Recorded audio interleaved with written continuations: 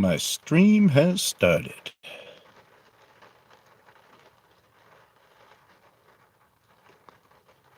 Okay, what am I doing here? Okay. Hey guys. Stump. The other large one that is butchered, cut down. This is my first encounter video that you're going to watch with me here. This is me just coming out of the forest here onto from just kind of not really trails where just moments before, a few minutes before, I had said, well, if I'm going to find any of these guys, I got to bust through their trails or some kind of comment like that. And then I came up to this point here, this is the valley of the Bigfoot, and going down that way would be going down the valley. Going up this way is going up. So when I step out here, and this view that I'm getting right now, something is just registering with me. So let's just watch.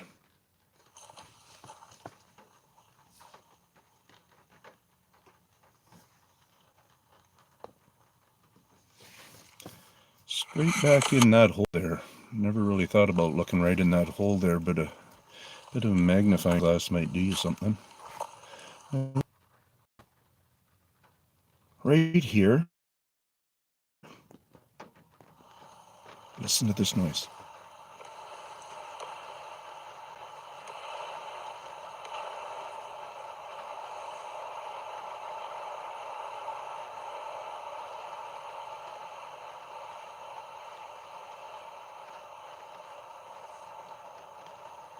That's what I call chatter. That's their noise. That's a chatter they're doing there. You see some darkness back in there. You see a glimpse of them. You heard it, okay? Oh, hey, Doodle. Right in the center there is where you get to see one really well right now. In that darkness. You see that darkness? Very loaded, yeah, for sure. Thank you for that. You're right. I'm going to put my red dot just above his head, okay? So you can try to stay with him. Just above his head. Back to his head here now. Now I'm going to give up on it, and I'm just going to put myself somewhere around center, because he'll become center in a moment. There he is. So there's his head. Hello? See that flash? We'll talk about that. Hello? Okay. So I'm kind of right above a pile. Nice. So I'm talking like that because I'm kind of paralyzed in a way in fear. I'm just stuck. I don't know what to do. People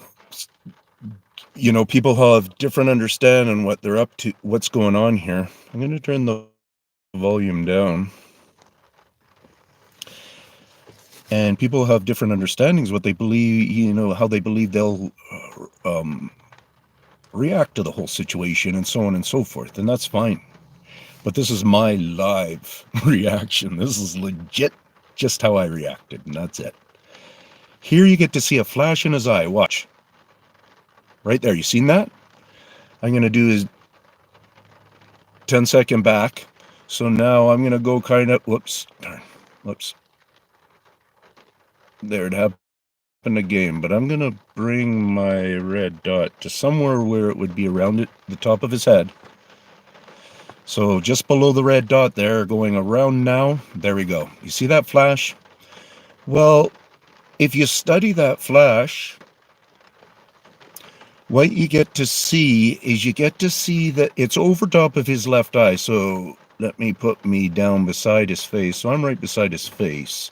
There's his face right there. Let me get to a better view, better zoom here. Better focus, I should say. That one's pretty good there, right? Right around 2 seconds is 2 minutes. Is where it.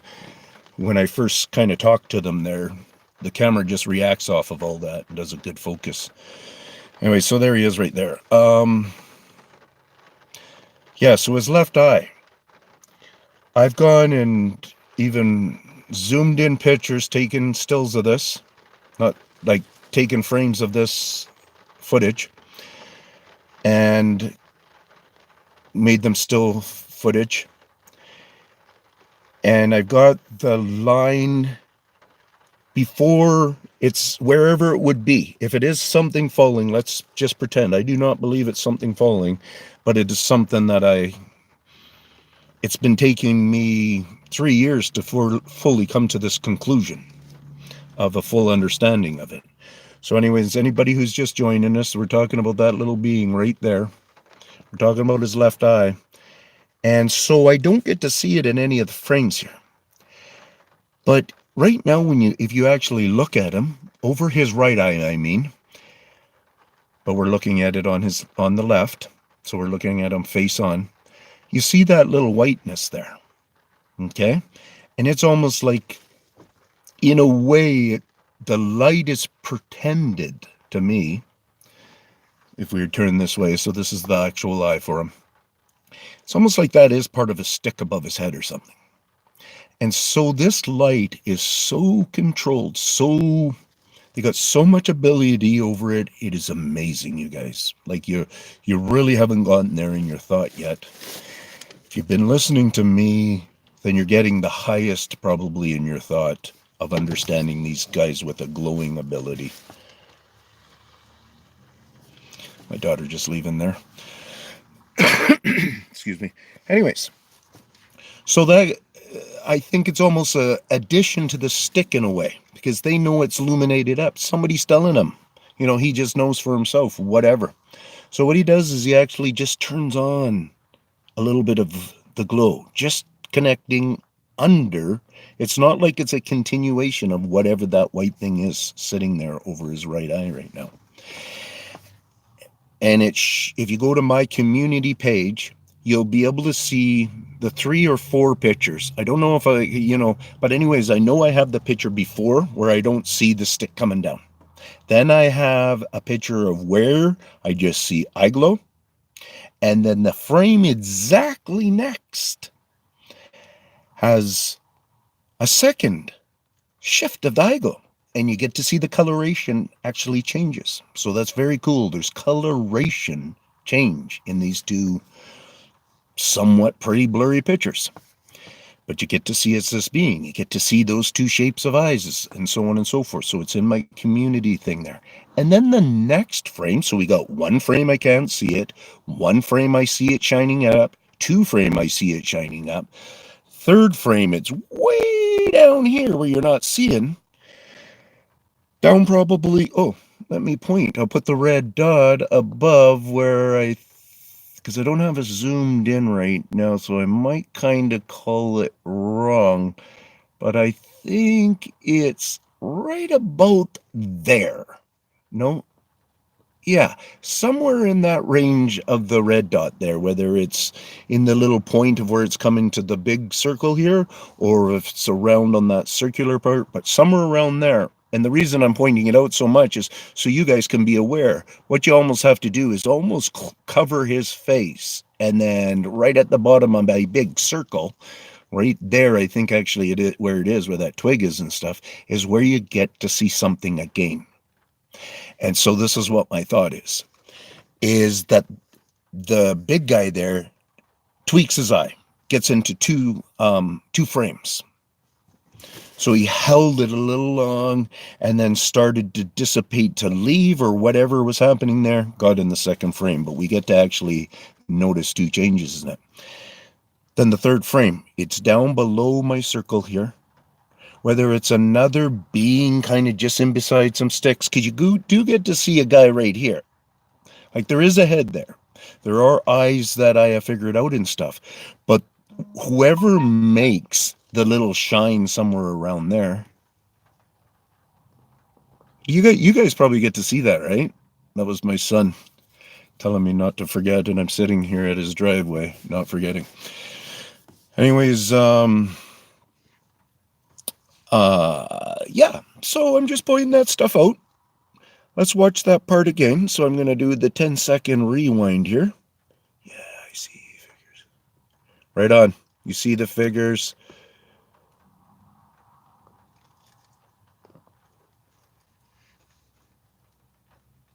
Okay, we're coming up to the shine flicker now here. So that's him there. And now what I'm going to show you here is we get to watch them disappear. I do this big wiggle here. Okay, just keep watching that shadow around me under me. Now it comes way over to there, and then I bring it back. And it's just behind me there, so on, and he's still hanging around in that same spot. Now, what you're going to start to notice with that shadow is it starts to go green. You see how maybe you're thinking you're seeing backheads and so on and so forth. And by this point right here, see where it's gone? It's gone in behind those silly things there. But there it is again right there. You got to see it fully became green. I guess I can pause it actually. But whatever, I think you all probably got that because it's just before this point here. Oh well. And never at any other time from this point forward, it is fully black. And you see them right there. And that's what I call Bigfoot pile, Sasquatch pile. You know, we got the totem pole understanding of these beings through a history with the natives in a way because of the design of the totem pole. I say that's a design that the natives must have picked up off of these beings because these beings do totem pole piles where they'll stand beside trees and stuff and they're all piling on top of each other and standing however they are and connecting with the tree and holding onto the tree, whatever kind of stuff's going on. But all that is something that is one of their techniques of hiding alongside of the trees, just like that. They get to use the shadows of the trees very well in the darkness of the tree and so on and so forth. Well, also the Sasquatch pile or the Bigfoot pile is another way that they do it. So what do we have there? It's kind of weird how you, whoops. Okay, reflective light from the green foliage. Well, what we get to see there, if you're referring to that part of where it becomes, see right there still, they're all sitting right here. And they're really quite close to me. They're within, they're just at the 20-foot mark, somewhere around there, and probably beyond. And there's thickness to them and stuff. Like I'm pointing out this head down here, but this is also a head right here you get to see somewhat. You got to realize that there are some within in here too you get to see. And when I do some weird things with the camera right up there off of my top there, you might be seeing someone. Down here, there's, I think, kind of one that hides here. But anyway, so here we're getting an actual good example of a Sasquatch pile. And when a person takes that time, he gets to split out a lot of the eyes and the faces and stuff within here. Like this guy's sitting here and his head's there, which I think the bigger one is sitting here. And I think this thing you see me following down right there, see his head and eyebrow is right there. If you can kind of see it, like you go over it afterwards, right? But anyways, right here, I believe is kind of the arm from this big guy here. And I think his arm comes down and his hand might be sitting on the head of another one right here. Sometimes I think I've seen fingers of the big guy from here. And so anyways, and that's just three of them kind of. And then, like I said, that looks like there's one here and then over here you get to see more, but it's thicker here to be able to see through. But the more you study this, the more you realize that 2 minutes is a really, like right now is very good focus time. And you take advantage and you do your screenshots and you get whatever information you like to get out of that. And it's an awesome piece to study, you guys. Study for realism, for your own, study for yourself, because I'm telling you in big ways, my message is not to see how much money I'm going to make out of this. Of course, I'd like to start making money. I really am. I'm not in the situation of making much money. See right there, 58. And it's a pretty darn good zoom. So So you can see his face right beside mine there. See that stick there? That stick goes in front of his mouth, so you actually don't really get to register his mouth practically at all. Maybe not even at all. Because the way this... One thing that I've been learning, as different things with different energy, when the camera comes to it and gets it in there, the camera coloring can span off some stuff, can span off the color. It can make things not even look their actual sizes and stuff in certain situations. So I'm pointing that out because I point out as much as I can in my difficulty coming along for this and my easiness for finding them. So like I said, that stick is there. As far as I know, we never get to see his mouth. That's not a good thing for me. But it's the reality of what you get to see. And that stick, what it helps does is it helps give you a dimensional depth too. Because if my face is his, that stick isn't here, that stick is here, and then you're the camera right now. Just right here. Where is that? No, right there. If you get what I'm saying. So you're kind of almost, looking in a scope in a way. You're looking down or whatever. But so what I'm basically saying is you got to figure out the dimension view, the third dimension. And even if you're a follower of 4-dimension, at one point there you might get an understanding of 4th dimension when the movement's going on and stuff. So, but right now we're looking at a 3-dimensional picture. It's hard to see. It's hard to see. All you see is this big flat thing. All I see is a bunch of tree here. What are you talking about?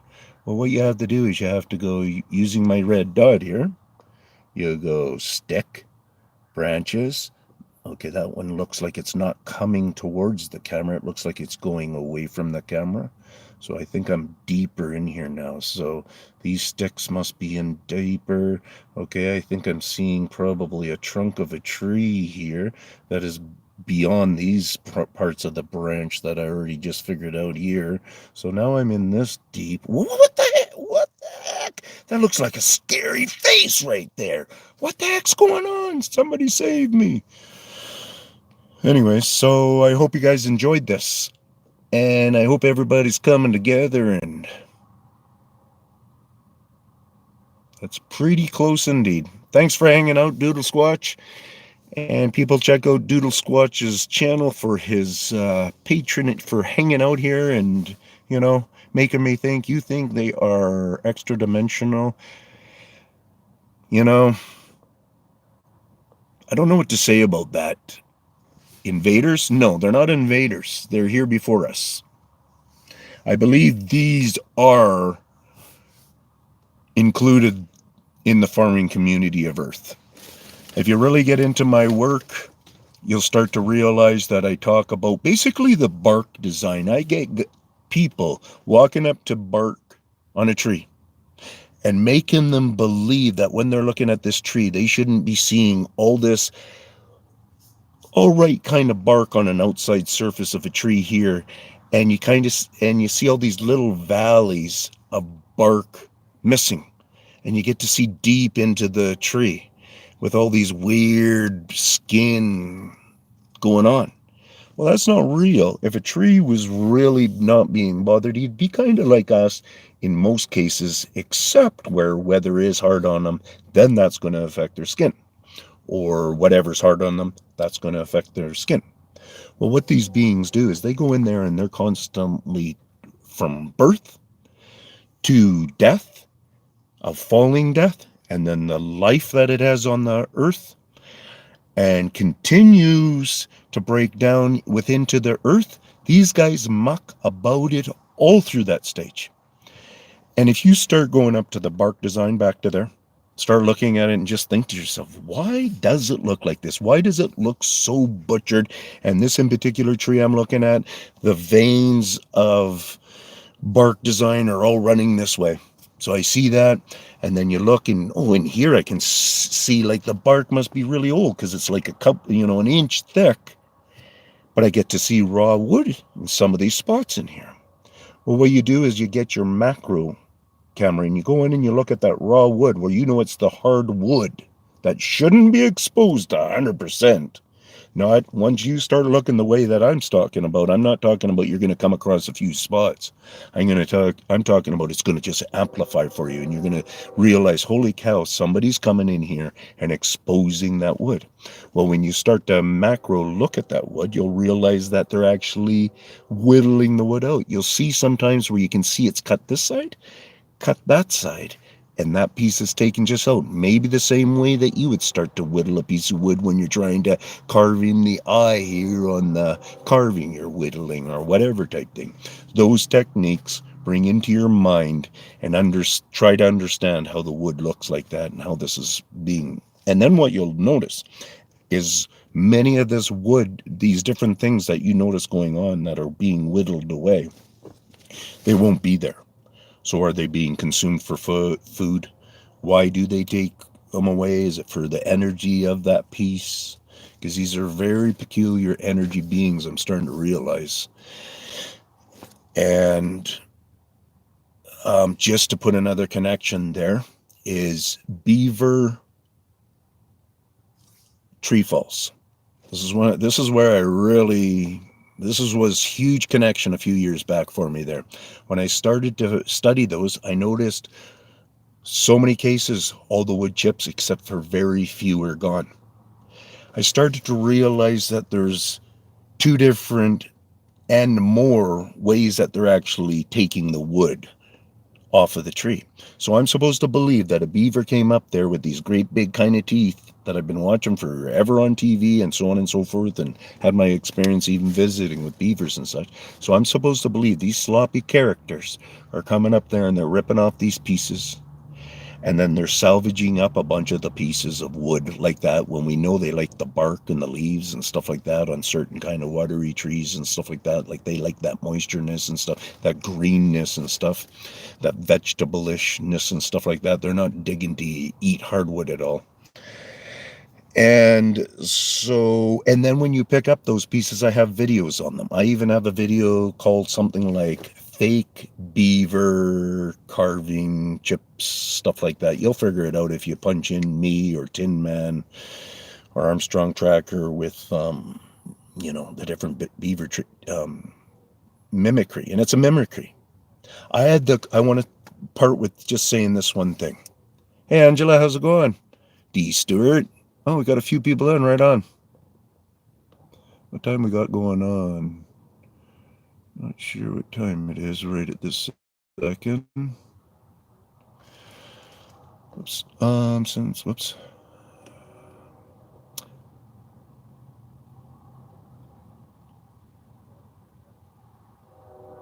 What's up with the glass you're finding in your yard? It's because glass comes from rock. So to them, it's just like they're breaking up rock. So it's all part of their breaking down rock stuff.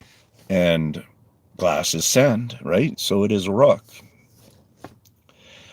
If you're finding that it's sharp-edged and stuff, go like this and show them like, that will hurt, however you do it, in as plain as a sign language, even with no vocal if you want to, like, what's this? And you go and you throw it down by the post, so at least it's by your post, and it's not out in the lawn where somebody can step on it, and you're trying to teach them a lesson and see if they react off of that. But if it has no sharp edges, play, do what you like. But I had a thing I was going to... Oh, yeah, so the other night, anybody who's new, just come here. You might as well watch this one. I think this is a really good breakdown of this video of the guy we're looking at right beside me there. Right there, that guy right there. And I just wanted to say, how I talk about these guys are huge mimickers. I had 5 cop cars the other night waking me up, because where I park is really within a few, I always call it a couple of 100 acres, but I was sitting there thinking about it, but it's many hundreds of acres, and I get to camp out within a nice corner of a couple of 100 acres. There's one house there, but no alarm, and if their alarm was going off, I'm sure it's one of these ones that they got the money that it's probably registered with the police or whatever type thing, or an alarm company for sure. Hey, so the police come out there. bang and wake the crap out of me. And it's like in the middle of the night there. And they tell me that they have an alarm call. So obviously they don't have an actual resident license address. So they're just trying to figure it out. Well, I used to stay in the double cul-de-sac, last year. You remember that? Well, that double cul-de-sac, in a way, has been, people have all been moving in there. It's kind of connected. It is connected to this property within the hundreds of acres, but it's kind of going down and so on and so forth. So it's off a ways there. I could actually hike through those bushes and, I don't know how long it would take me, I could get to it. Anyways, so my thought is new people living in there because they're huge in that that area there, right? So what they're doing is they're playing the games with these new owners, and they got the siren sound going so much where it was sounding like an alarm that the people are waking up too much. They're irritated by it. They're phoning to the police because they keep hearing this alarm. The cops are out there doing their search. I straight up said to the cop when I'm sitting there in the back of my car, because he even goes, "Hey, are you that Bigfoot guy? Bigfoot tracker." He actually said, "Are you that Bigfoot tracker?" And I said, "Yeah," and so on and so forth. And we talked for a minute and stuff. And I said, "You know what, guys?" And they go, "What?" I said, "You guys are going to be getting into a lot of this kind of stuff." I said, "This is them doing a mimicry of and making people concerned. And it's nothing to do with nothing. And I don't know if they would actually really think about it. I think they will. At least that guy will, who remembered that I'm the Bigfoot tracker and I got my certain theories and so on and so forth, right? But there they are. I'm telling you 100%. I know it. I know 100%. Sometimes, you have your faith, and I know this faith will I'll be like this when I'm on my deathbed. I'm not talking about that. I'm talking about I have the information that has proven to me from these guys in so many ways that they're into energy, and noise is energy. And they're into energy, and that's how they're fricking around with the cops there. They play the stuff out with me all the time and stuff.